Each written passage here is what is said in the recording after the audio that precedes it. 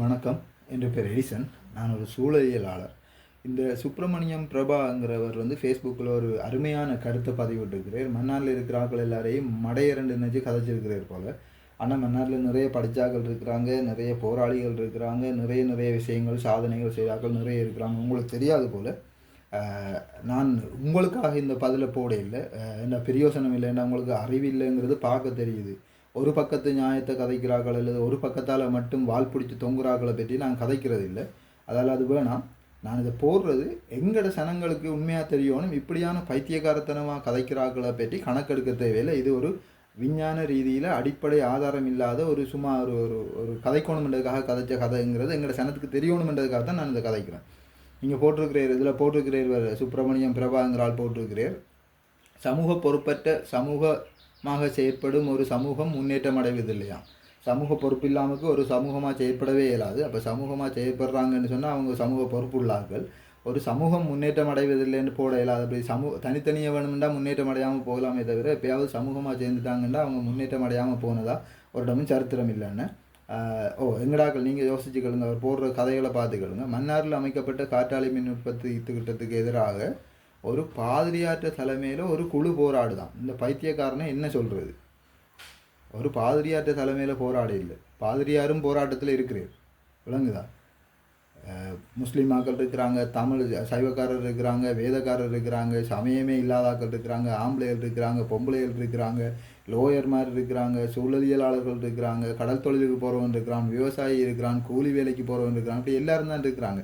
இந்த தலைமையில் ஒரு போராட்டம் ஒரு இடமும் நடக்கையில் இப்படி தேவையில்லாத கதைகளை கதைச்சி இவ்வளவு காலமும் சனத்தை எப்படியெல்லாம் உங்களோட பக்கங்களில் இழுத்து வச்சுக்கிட்டீங்களோ அதே வேலை இங்கே செய்யலாதுன்னு. அதே போல் இது ஒன்றும் சர்க்கஸ் காட்டுற இடம் இல்லை. இங்கே ஒருத்தர் சர்க்கஸ் காட்ட இல்லை. சரி, அங்கே அவனவனுக்கு எவ்வளவோ வேலையை விட்டு போட்டு அந்த இடத்துல நின்று தொண்டை தண்ணி கிளிய கத்துறதுக்கு வேறு நிறைய காரணம் இருக்குது. உங்களை மாதிரி ஆக்கள் சில வேளை சர்க்கஸுக்கு போகிறீங்களோ தெரியாது. நாங்கள் அப்படி சர்க்கஸ் காட்டுறது இல்லை. அரசியல்வாதிகளை பற்றி கதைக்கலைன்னா அது வேறு பிரச்சனை. உங்களுக்கும் தெரியும், எங்களுக்கும் தெரியும். அங்கேயும் அரசியல்வாதிகள் வருவாங்க, வந்திருக்கிறாங்க. அரசியல் சாயத்தோடு வர வேணாம்னு நாங்கள் சொல்லியிருக்கிறோம். அதால் வாரவங்க பொதுமக்களாக மன்னாரில் இருக்கிற ஒரு பொதுமகன் என்ற பெயரில் வந்துட்டு போகிறாங்க. பார்லிமெண்ட்டில் அவங்க தங்களுக்குரிய அரசியலையும் தங்களுக்குரிய அரசியல்வாதிக்குரிய பவரையும் மக்கள் பிரதிநிதி என்ற வகையில் அங்கே கதைப்பாங்க. அது ஓகே, அது நடக்கட்டும். இந்த சூழல் பற்றி கதைச்சிருக்கிறீங்க. உங்களுக்கு சூழலை பற்றி ஒன்றும் தெரியாதுங்கிறது நீங்கள் போட்டுக்கிற பைத்தியகாரத்தனமான சில விஷயத்தில் இருக்குது. நான் ஒன்றுண்டா சொல்லிக்கொண்டு போவேன். இப்போ உங்களுக்கும் விளங்கும், வெங்கடாக்களுக்கும் விளங்கும், அதுக்கு தான் போடுறேன். இப்போ நீங்கள் போட்டுக்கிறீங்க கரண்ட் தலைக்கு மேலால் போகிற கேபிளில் கரண்ட் போகுது, அது ஒன்றும் திடீரெண்டு மேலே இருந்து விளையல, அப்படியெல்லாம் போட்டுக்கிறீங்க. உண்மையில் சுற்றுச்சூழல் பற்றுள்ளவர்கள் என்றால் முதலில் இதற்கான விடையை கண்டுபிடிங்கள். பைத்தியக்கார கதைக்கு நான் இப்போ ஒரு விட சொல்கிறேன் பாருங்கள். இந்த மின்சாரம் அது பாரிய இயந்திரங்களில் டீசல்லையும் நிலக்கரியையும் கழிவெண்ணையும் எரித்து இயக்கி அதிலிருந்து பெறப்படுதுன்னு போட்டுக்கிறீங்க. சரியா? இப்போ நீங்கள் சும்மா பார்த்தீங்கன்னா basic of electricity production methods worldwide, உலகம் முழுக்க மின்சாரம் உற்பத்தி செய்கிற முறைகளில் நீங்கள் சொன்ன பைத்தியக்காரத்தனம் இந்த ஒரே ஒரு விஷயம்தான், தேர்மல் பவர்.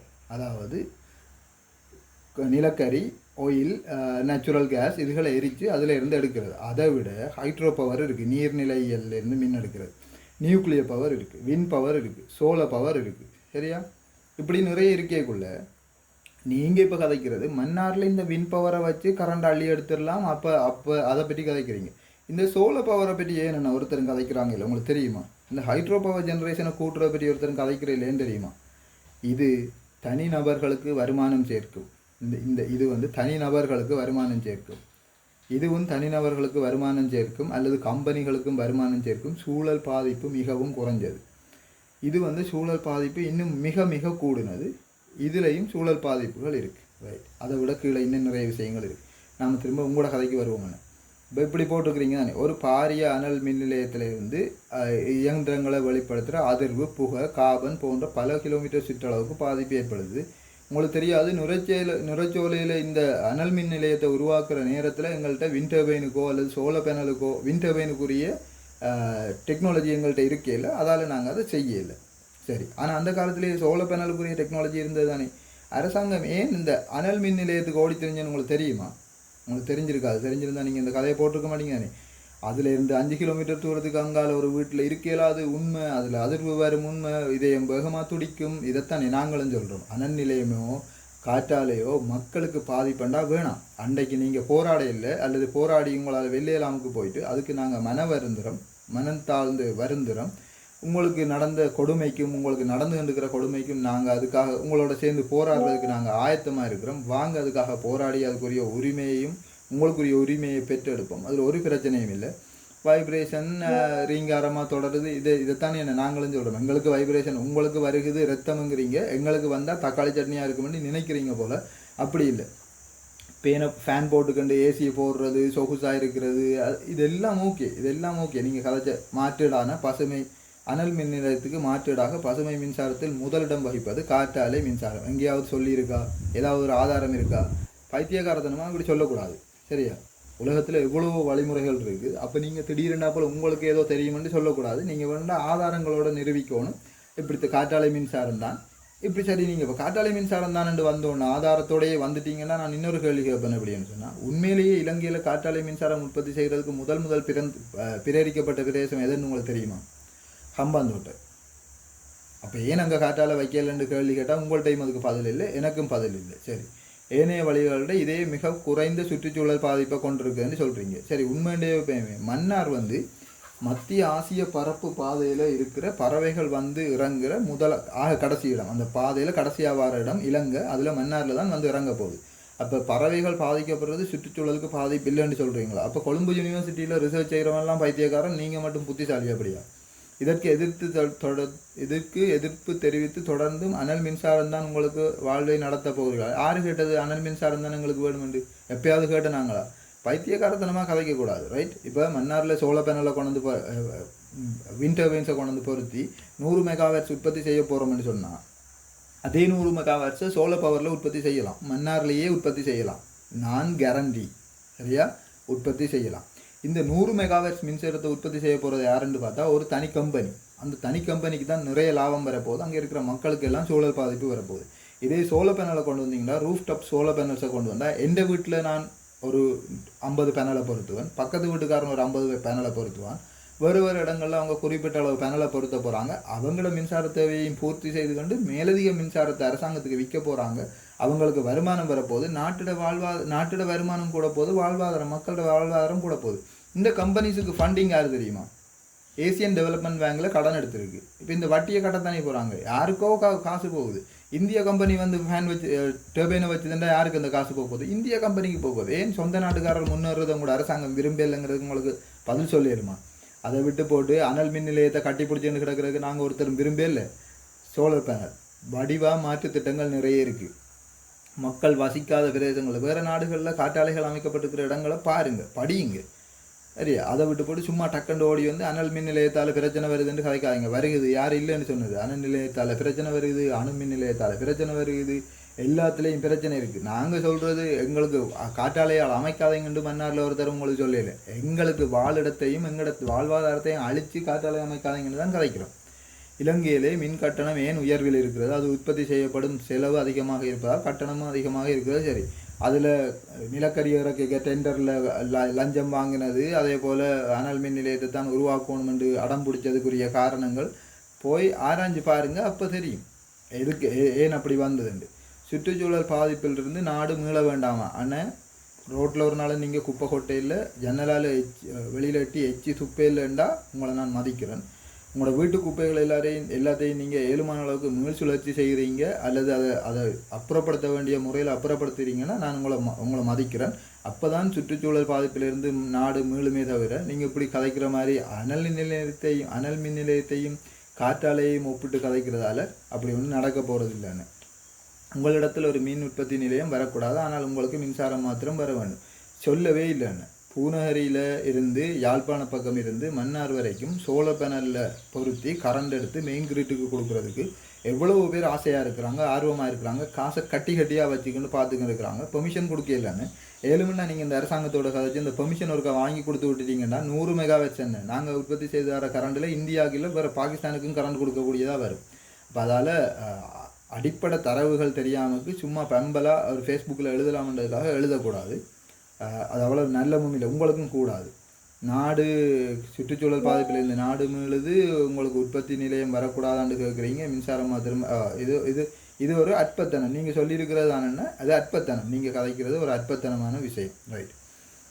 அன்பான மக்களே, சில அரசியல்வாதிகளும் அமைப்புகளும் குழுக்களும் தமக்கான கமிஷனுக்காக தங்களின் அரசியல் இந்த கமிஷனை ஆருக்கு கொடுக்குறேன்றக்கா சொல்லுங்கன்னா நாம் அதையும் ஒருக்கா கோர்ட்ஸில் ஒரு கேஸை போட்டு இந்த கமிஷன் கொடுத்தார்கள் எல்லாரையும் உள்ளே தள்ளுவோம். அதே போல் அரசியல் அனுகூலங்கள் இருக்குது, இல்லைன்னு சொல்லல. இப்போ இன்றைக்கு ஒரு மக்கள் பிரதிநிதி மக்களுக்காக ஒருத்தன் போராடுறான், அதன் மூலம் அவன் மக்களுக்கு பிடிச்சி போயிட்டு இருந்துச்சுன்னா எதிர்காலத்தில் அவன் அரசியலுக்கு வரையக்குள்ள அவனுக்குரிய சந்தர்ப்பம் அதில் வழங்கப்படும்.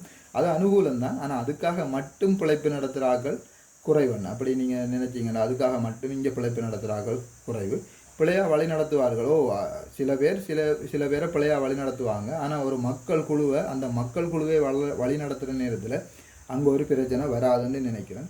அவர்கள் தூண்டிலில் நீங்கள் இரையாகாதீங்க. நாங்கள் மன்னாராக்கள், நாங்கள் தான் மீனுக்கு புழுவை போட்டு தூண்டில் போட்டு பிடிப்போமே எதிர நாங்கள் ஒரு சில தூண்டிலையும் மாட்டுப்பட மாட்டோம். நீங்கள் அதுக்கு பயப்படாதீங்க. ஆக்கப்பூர்வமான திட்டங்களுக்கு ஆதரவு அளியுங்கள். எது ஆக்கப்பூர்வமான திட்டம்னு உங்களுக்கு தெரியலை, சரியா? 2035 வரைக்குள்ளே இந்தியாவிலிருந்து திருகோணமலைக்கு ஒரு ரோட்டு போகுது. அது மன்னாருக்குள்ளால் தான் போகுது. அதுக்கு மன்னாரில் இருக்கிறாக்களை எப்படி மண்டைய கழுவி வெளியில் கலைக்கலாம்ங்கிற பெரிய ஒரு மாஸ்டர் பிளானுக்குள்ளே சிக்கி இருக்கிறோம் நாங்கள். உங்களுக்கு தெரியாட்டிக்கு தெரிஞ்சுக்கண்டதுக்கு பிறகு கதைங்க. ஆக்கப்பூர்வமான திட்டம்ங்கிறது என்ன? நீடித்து நிலை பெறக்கூடிய மக்கள் வாழ்வாதாரத்தை அளிக்காத, மக்கள் வாழிடங்களுக்கு தீங்கு விளைவிக்காத சூழல் சிநேகமான திட்டங்களை தான் நாங்கள் ஆக்கப்பூர்வமான அபிவிருத்தி திட்டங்கள் கதைப்போம். நீங்கள் சொல்கிற மாதிரி எனக்கு தெரியலை, உங்களுக்கு எது ஆக்கப்பூர்வமான திட்டம்னு தெரியாது போல். நீங்கள் சில வேளை சமுர்த்தியில் ஃப்ரீயாக காசு கொடுக்குறது ஆக்கப்பூர்வமான திட்டம்னு நினைக்கிறீங்களோ தெரியா? நாங்கள் அப்படி இல்லை. காற்றாலை மின் திட்டம் பாரிய சூழல் பாதிப்பை ஏற்படுத்தும் திட்டம் இல்லை, அப்படி சொல்லக்கூடாது. வாசித்து பாருங்கள் என்னென்ன பாதிப்பு இருக்குங்கிறது உங்களுக்கு தெரிய வரும். பறவைகள் வராது, வனவிலங்குகள் வராது, மீன் குஞ்சு சாகும், சத்தத்தால் ஊரில் வசிக்க இயலாது என்பதெல்லாம் வடிகட்டப்பட்ட போய். பறவைகள் அப்போ நீங்கள் என்ன செய்யணும்னா கொழும்பு யூனிவர்சிட்டிக்கு கால் பண்ணி சொல்லுங்கள், யூனிவர்சிட்டியை கூட்டிகிட்டு போங்க. ஏன்னா அவங்க ஒரு ஆய்வு செய்து பப்ளிஷ் பண்ணியிருக்கிறாங்க, அல்லது வாசித்து பாருங்கள். வனவிலங்கு மன்னாருக்கு வராதுன்னு சொல்கிற அண்ணன் டக்குன்னு என்ன செய்கிறீங்கன்னு சொன்னால் ஜனாதிபதிக்கு ஒரு கடிதம் எழுதுறீங்க. மன்னாரில் இருக்கிற தேசிய பாதுகாக்கப்பட்ட பிரதேசங்கள் 5ஐயும் உடனே டீகெசட் பண்ண சொல்கிறீங்க. வங்காளை சரணாலயம், ஆதாமின் பாலம் கடல்சார் தேசிய பூங்கா, விடத்தல் தீவு இயற்கை ஒதுக்கிடம், கட்டுக்கரை குளம் சரணாலயம், மடு ரோட் தேசிய பூங்கா, இது 5ஐயும் உடனடியாக வேணாம். மன்னாரில் விலங்கு வனவிலங்கு எல்லாம் அப்படியெல்லாம் ஒன்றும் இல்லை, அதுக்கு வடிகட்டப்பட்ட போய். அதால் நீங்கள் உடனே இது 5ஐயும் டீகெசட் பண்ணுறீங்க. மீன் குஞ்சு சாகும்னு ஒருத்தரும் ஒரு இடமும் சொல்ல இல்லைன்னா அப்படி யாராவது சொல்லியிருந்தால் நீங்கள் அதை ஆதாரத்தோடு நிரூபிக்கணும்.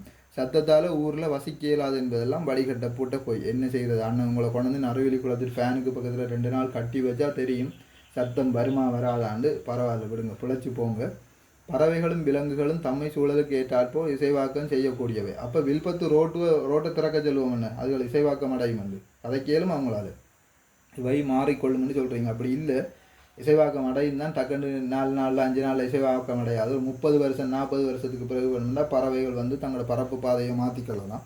அதுக்கிடையில் தான் நாங்களும் 30-40 வருஷத்துல தான் நீங்கள் எல்லோரும் செத்து நாசம் சூடாக போயிடுவானே, பிறகு அது பிரயோசனப்படாது.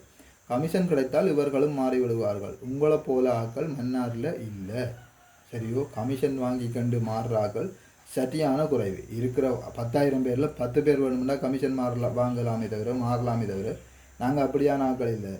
இனி நீங்கள் இப்படி எங்களோட ஆக்களை போட்டு இப்படி போடுற நேரங்களில் எங்களோட ஃபோட்டோக்களை போட்டு இப்படி தேவையில்லாத பிரச்சனைகளை வீம்புக்கு எழுத வலிக்கிட்டீங்கண்டா நீங்கள் தேவையில்லாத பிரச்சனைகளை சந்திக்க வேண்டி வரும். இதில் விளங்குதா? நீங்கள் போட்டதில் பிரதிபலிப்பு விளங்குதா? நீங்கள் முஸ்லீம் கிறிஸ்தவம் என்ற விஷயங்களை எல்லாத்தையும் பிரச்சனையாக கொண்டு வர பார்த்தீங்க. இங்கே பார்த்தீங்கன்னா இதில் எல்லோரும் தான் இருக்கிறாங்க, எல்லா மக்களும் இருக்கிறாங்க, சரியா? நீங்கள் பெரிய விஞ்ஞானி இந்த உங்களுக்கு ஆக்கள் கமெண்ட் அடிச்சிருக்காங்க பாருங்க. இங்கே ஒருத்தர் இருக்கல, பெரிய மனிதர் ஒருத்தர். இந்த அண்ணனை பற்றி எனக்கு அவ்வளோ பெருசாக விளக்கம் இல்லை, தெரியாது. அவர் சில வேளை வேறு ஏதாவது விதங்களில் ஏதோ காரணங்களால் ஏதாவது பாதிப்புகள் ஏற்பட்டிருக்கலாம். இப்போ அவர் இப்படி சொல்கிறேன், இங்கே they all doing that for payment programs. It's a paid event, don't waste your energy on them.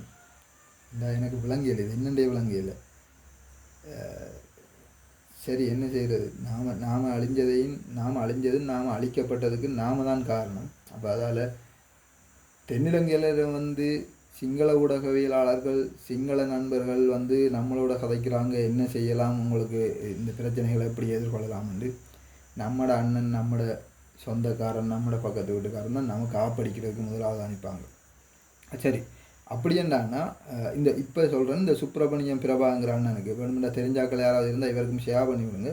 Okay, அப்படின்னா நாங்கள் என்ன செய்யலாம்? காற்றாலைகள் எல்லாத்தையும் அமைக்க விட்டுட்டு நாங்கள் என்ன அப்போ அதால் ஒரு பிரச்சனையும் இல்லை, காற்றாலை அமைக்கிறதால பிரச்சனை இல்லைண்டா மன்னார் மக்கள் காற்றாலை அமைக்கிறதுக்கு பிரச்சனை வேணாம் இங்கே பிரச்சனையாக இருக்குன்னு சொல்கிறாங்க. உங்களோட கருத்தின்படி காற்றாலைகள் வந்து சூழலுக்கு பாதிப்பு குறைவான விஷயம்ன்றதால அண்ணன் என்ன செய்கிறீங்கன்னு சொன்னால் உங்களோட ஆக்கள்கிட்ட சொல்லி அல்லது நீங்கள் இதே மாதிரி இன்னொன்று எழுதலாம் படிவா, சூழல் பாதுகாப்பு சூழலுக்கு தீங்கற்ற காற்றாலைகளை அமைப்பதற்கான பிரேரணை என்று போட்டுட்டு வில்பத்து தேசிய பூங்கா, யாழை தேசிய பூங்கா, உடவளவை தேசிய பூங்கா போன்ற தேசிய பூங்காக்களில் மிருகங்களுக்கு பாதிப்பில்லாமல், பறவைகளுக்கு பாதிப்பில்லாமல், சூழலுக்கு பாதிப்பில்லாத இந்த காற்றாலைகளை அமைக்கணும் என்று நீங்கள் ஒரு பிரேரணையை கொண்டு வாங்க, நாங்கள் எல்லாரும் ஆதரிக்கிறோம். அப்போ அவங்க சொல்லுவாங்க பறவைகள் விலங்குகள் எல்லாம் அதை பயப்படும், அது சரி வராதுன்னு நீங்கள் சொல்லணுன்றாக்க என்னென்னா இல்லை பறவைகள் விலங்குகள் வந்து இயற்கையிலேயே தங்களை மாற்றிக்கொள்ளக்கூடிய ஒரு விஷயம் இருக்குது. அது வந்து அடாப்ட் ஆகும், அந்த பிரச்சனைக்கு ஏற்ற மாதிரி தங்களை மாற்றிக்கொள்ளும். அதால் நீங்கள் அப்படி ஒன்றும் பயப்பட தேவையில்லை, காற்றாலை அமைப்போம்னு சொல்லுங்கள். சொன்னோன்னா பார்ப்போம் அரசாங்கம் அதுக்கு என்ன சொல்லுதுண்டு. விஞ்ஞான ரீதியாக நான் ஒரு விலங்கு, காற்றாலையால் விலங்குகளுக்கு பாதிப்பு இருக்குது என்றால் மன்னாரில் காற்றாலை வேணாம், ஏனென்றால் மன்னார்லேயும் விலங்குகள் வாழுது. அப்படி விஞ்ஞான ரீதியாகவே விலங்குகளுக்கு காற்றாலையால் ஒரு பிரச்சனையும் இல்லைன்னு சொன்னால் கொண்டு வரீங்க வில்பத்துக்குள்ளே கொண்டு போடுறோம் டர்பைன் 100 இல்லை 300 டர்பைன் போடுற இடம் இருக்குது, போடுறோம், விற்கிறோம், இந்தியாவுக்கு கரண்டை, இலங்கையை வளர்க்குறோம். சரியான சுப்பிரமணியம் பிரபான சரிதானே? சரியான எங்கடாக்கள் போராட்ட கழகத்தில் நிற்கிறார்கள், இந்த கதைகள் எல்லாத்தையும் கேட்டுக்கொள்ளுங்க, ஆக்களை படிச்சுக்கொள்ளுங்க, என்னென்ன சொல்கிறாங்கங்கிறத கிரகிச்சுக்கொள்ளுங்க. நாம் கதைக்கிற நேரங்களில் எங்கே சின்ன பிளவிடுவோம்னு பார்த்துக்கிட்டு ஆக்கள் நிறைய இருக்குது. அதால் நீங்கள் அதுகளை சரியாக கவனமாக தெரிஞ்சுக்கிட்டீங்கன்னா தான் எதிர்காலத்தில் நமக்கு வார ஒவ்வொரு கேள்விக்கும் பதில் சொல்லக்கூடியதாக இருக்கும். இந்த வீடியோ பெருசாக போயிட்டு 15-16 நிமிஷமாக போயிட்டு உங்களுக்கு சரியாக பிரயோசனமாக இருக்கும். கேளுங்க. இந்த அண்ணனுக்கு ஆக்கள் தகவல் சொல்ல இல்லைன்னா சொல்லுங்கள். நன்றி.